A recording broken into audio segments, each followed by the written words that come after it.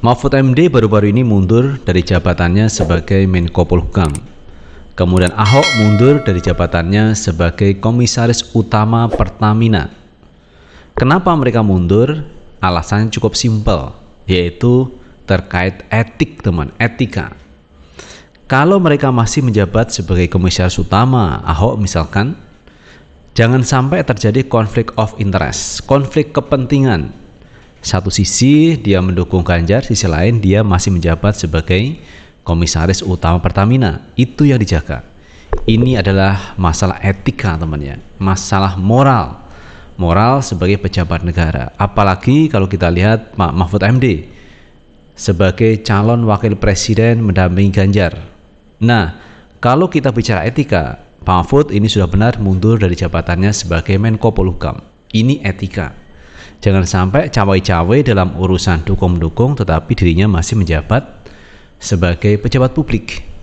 Nah, ini adalah orang-orang baik, orang-orang yang bisa dipercaya publik, teman-teman. Jadi dia mencoba untuk tidak mengaitkan jabatannya sebagai pejabat publik dengan apa yang dilakukan sekarang sebagai calon presiden ataupun wakil presiden. Lalu bagaimana dengan Prabowo Subianto yang katanya kemarin tidak takut kehilangan jabatan? Apakah mau melepaskan jabatannya sebagai Menteri Pertahanan atau tetap mempertahankan jabatannya sebagai Menhan? Ini masalah etika, masalah moral.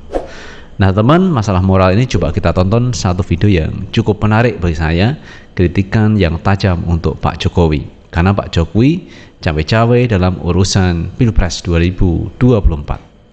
Menurut saya, kita selalu bicara legal, tapi tidak pernah memikirkan legitimasi. Kita bicara moral, reformasi, apa katanya reformasi moral lah, atau apa? Mental lah, apalah. Tapi tidak bicara reformasi etika. Untuk saya, kenapa saya ada di sini? Karena sebagai guru, saya menuntut pemimpin tertinggi bangsa belajar etika politik.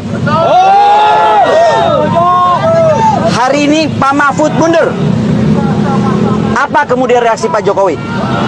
Kalau seorang lelaki sejati, negarawan sejati, dia juga harus mundur. Karena itu adalah etika yang mesti dipegang.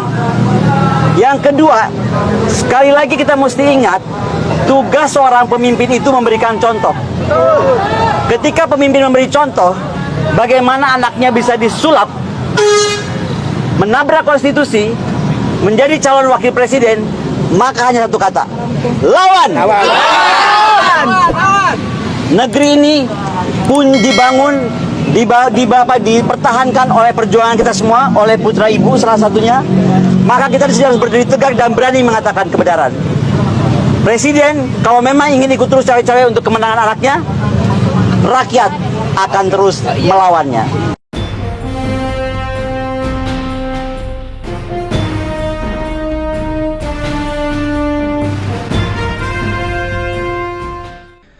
Assalamualaikum warahmatullahi wabarakatuh. Teman-teman, jumpa kembali dengan NJ Channel, channel yang membahas berita teraktual, terhangat, dan sedang menjadi perbincangan publik. Sahabat NJ Channel, kali ini ada tanggapan yang serius, teman, dari kalangan masyarakat, dari publik, dan para tokoh mengenai Pilpres 2024, di mana dalam Pilpres ini ada pertarungan gagasan, ada pertarungan dinasti juga, di mana kalau kita lihat pasangan Prabowo ada Gibran. Gibran ini adalah putra dari Jokowi dan tentunya Jokowi mesti mendukung Gibran. Nah, inilah yang menjadi pertanyaannya, temannya. Kalau Pak Jokowi mendukung Gibran, sebaiknya persis sama yang dilakukan oleh Pak Mahfud MD, yaitu mundur dari jabatannya sebagai pejabat publik. Ini menyangkut moral, menyangkut etika. Kalau Pak Mahfud saja berani mundur dari jabatannya, berarti Pak Jokowi mestinya melakukan hal yang sama. Ini kalau kita bicara etika, temannya. Oleh karena itu, apa yang dilakukan Pak Mahfud, apa yang dilakukan oleh Ahok, ini menjadi contoh teladan bagi masyarakat. Siapapun orangnya yang melakukan kontestasi politik, sebaiknya mundur dari jabatannya. Agar apa? Agar tidak menyalahgunakan kewenangan, agar tidak terjadi konflik of interest, agar tidak terjadi konflik kepentingan. Ini sesuatu yang normatif memang dan harus dilakukan oleh seorang pemimpin. Karena pemimpin itu adalah seorang yang bisa dicontoh, yang bisa ditiru oleh anak buahnya. Karena itu penting sekali Pilpres kali ini menjunjung etika. Karena di awal ada salah satu paslon yang bermasalah dengan etika ketika pihak MK memutuskan bahwa syarat seorang calon wakil presiden atau presiden usia bisa di bawah 40 tahun asalkan pernah menjabat sebagai kepala daerah atau sedang menjabat sebagai kepala daerah. Dan inilah yang membuka pintu gerbang si Gibran ini maju menjadi calon wakilnya Pak Prabowo Subianto. Tetapi pada akhirnya teman, apa yang diputuskan MK ternyata melanggar kode etik karena di situ ada konflik kepentingan, konflik of interest antara dirinya sebagai ketua MK dan keputusan yang diambil yang akhirnya membawa Gibran masuk dalam pusaran calon wakil presiden bersama Prabowo Subianto. Nah, ada hal yang juga cukup menarik teman, apa yang disampaikan oleh Prabowo maupun Pak Anies mengenai calon presiden atau calon pemimpin yang akan datang. Coba kita tonton video yang satu ini. Ini musim politik, tapi saya di sini tidak boleh bicara sebagai capres. Ada wartawan ya. Jadi saya mau tegas di sini ya. Saya tidak minta dukungan dari bapak-bapak ibu-ibu.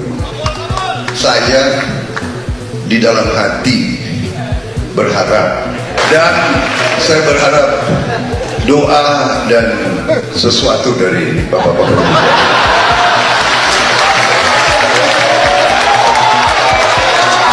Gak salah kan? Apa dilarang berharap? Di dalam hati saya berharap bahwa bapak-bapak ibu-ibu tidak lupa dengan saya. Kan gak salah. Tidak lupa, jangan sampai lupa pada hari-hari yang penting. Ini nanti ada yang rekam, aku kena lagi. Sesungguhnya kita berhadapan dengan situasi Pilpres ini soal arah Indonesia ke depan. Tapi akan ketemu dengan situasi seperti yang dialami oleh Ibu Eka tadi. Mengambil keputusan karena saya menyukai saja. Tapi belum tentu tahu apa gagasannya, belum tentu tahu apa keputusannya yang pernah dikerjakan di masa lalu dan mungkin dikerjakan masa depan. Karena itu saya menganjurkan kepada teman-teman yang punya kepedulian atas ide dan gagasan untuk memanfaatkan hak pilihnya untuk menentukan Indonesia ke depan. Kenapa? Karena Anda punya pengetahuan, Anda punya kepedulian, Anda punya concern tentang isu. Karena itu saya mengajak pada teman-teman semua di sini.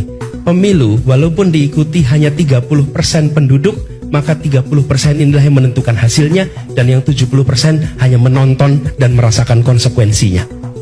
Bagi yang 70%, jangan dibuang kesempatan untuk menentukan itu. Jadi buat teman-teman di sini, saya tidak meminta Anda untuk memilih Anies. Saya tidak meminta Anda untuk berkampanye untuk Anies, tapi saya meminta Anda untuk jangan sia-siakan hak pilih Anda karena ini menentukan masa depan kita semua 5 tahun ke depan. Nah itu sahabat Enjoy Channel, pandangan Pak Prabowo dan pandangan Anies Baswedan mengenai pemimpin yang akan datang. Jadi intinya menurut saya adalah bagaimana suara kita itu kita salurkan kepada beliau-beliau yang punya integritas, yang punya etika, yang berpihak kepada rakyat, kepada masyarakat Indonesia. Kan akan membawa keberkahan, akan membawa keadilan untuk seluruh rakyat Indonesia. Jadi semua berangkat dari etika, karena etika ini menyangkut moral teman-teman. Bagaimana moralitas seseorang itu bisa menempatkan dirinya itu apa yang mesti dilakukan dan apa yang mesti tidak dilakukan. Contohnya teman ya, ketika seseorang masih menjabat sebagai pejabat publik, kemudian dianya itu mencalonkan diri menjadi calon presiden atau wakil presiden, tetapi masih menjabat. Nah ini teman, ini dikhawatirkan bisa menyalahgunakan kewenangannya, bisa menyalahgunakan kekuasaannya, tetapi tidak mau mundur. Nah ini patut dipertanyakan terkait integritas, terkait etikanya. Nah oleh karena itu Ini sudah ada contohnya, Pak Mahfud MD ini mundur dari jabatan Menko Polhukam, Ahok mundur dari jabatannya sebagai Komut Pertamina. Ini menjunjung etika yang luar biasa. Ini yang bisa dicontoh, teman. Kalau ada pejabat publik yang cawe-cawe sementara dia masih menjabat sebagai pejabat publik tetapi tidak mundur, berarti etikanya ya seperti itu. Rendah, teman, etikanya rendah. Jadi sensitifnya rendah, etikanya rendah, dan cenderung menyalahgunakan kekuasaan, kewenangan. Jadi titipkan suara Anda pada tanggal 14 Februari kepada beliau-beliau yang punya etik, yang punya tanggung jawab, dan punya rekam jejak yang jelas selama ini memimpin masyarakat. Contohnya sebagai kepala daerah. Kemudian yang berikutnya, teman, bahwa negara ini adalah negara untuk seluruh rakyat Indonesia. Negara ini bukan hanya untuk milik perorangan. Negara ini milik semua rakyat Indonesia. Jadi semua rakyat Indonesia berhak, teman, untuk menjadi kepala daerah, berhak untuk menjadi gubernur, bupati, bahkan menjadi presiden. Dan kita harus kesampingkan yang namanya nepotisme, yang namanya keluarga. Jadi kalau keluarga menjabat sebagai pejabat publik, nah ini dikhawatirkan terjadi nepotisme. Maka dari itu 98 ini ada gerakan anti KKN, korupsi, kolusi, dan nepotisme. Nah teman-teman, terkait negara ini bukan milik perorangan, bukan milik individu atau milik keluarga, kita baca berita yang satu ini. Kita baca berita, teman, dari Detik News ya. P3 mengatakan RI didirikan oleh pendiri bangsa, bukan untuk individu atau satu keluarga. Wakil Ketua Majelis Syariah DPP P3 Habib Ahmad Idrus Al-Habsyi mengatakan Indonesia didirikan oleh para pendiri bangsa untuk seluruh rakyat Indonesia, bukan perseorangan atau keluarga tertentu. Oleh karena itu, cita-cita para pendiri bangsa harus dijaga. Hal tersebut diungkapkan olehnya saat kampanye akbar Ganjar Mahfud di Gelora Bung Karno GBK Sabtu 3 Februari 2024. Tampak sejumlah ketua umum, partai koalisi, kader partai pendukung, relawan, dan simpatisan. Indonesia didirikan oleh para pendiri bangsa. Sebagaimana Bung Karno sampaikan, ditujukan semua buat semua, bukan untuk orang per orang individu atau salah satu dua keluarga. Kami berkumpul di sini sebagai ikhtiar untuk menunaikan mimpi para pendiri bangsa untuk mewujudkan kebaikan bersama, kata Ahmad dalam keterangan tertulis Minggu 4 Februari 2024. Nah itu, teman, terkait pernyataan yang cukup jelas disampaikan oleh pengurus P3 bahwa negeri ini bukan untuk perorangan, negeri ini bukan untuk satu keluarga atau dua keluarga, tapi negeri ini dibangun untuk seluruh rakyat Indonesia. Cukup jelas, teman ya. Sindiran itu ditujukan kepada Pak Jokowi, kemudian kepada Gibran yang dianggap satu keluarga, plus Anwar Usman sebagai ketua MK. Ini masih dalam satu keluarga besar dari Pak Jokowi. Itu sahabat Enjoy Channel yang bisa kita bahas. Terima kasih sudah menonton. Jangan lupa tetap like, subscribe, share, dan komen di channel ini agar kita bisa membangun channel ini menjadi lebih baik lagi. Sukses selalu. Assalamualaikum warahmatullahi wabarakatuh.